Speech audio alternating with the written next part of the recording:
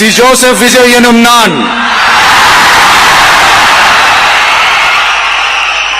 தமிழ்நாட்டு அரசின் முதலமைச்சர் என்ற முறையில்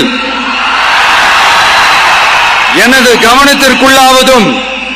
தெரிய வருவதுமான எந்த பொருளையும் முதலமைச்சரின் கடமைகளை உரியவாறு நிறைவேற்ற தேவையான அளவுக்கன்றி ஒருவரிடமோ பலரிடமோ நேர்முகமாகவோ மறைமுகமாகவோ அறிவிக்கவோ வெளிப்படுத்தவோ மாட்டேன் என்று ஆண்டவன் மீது ஆணையிட்டு உறுதிமொழிகிறேன்.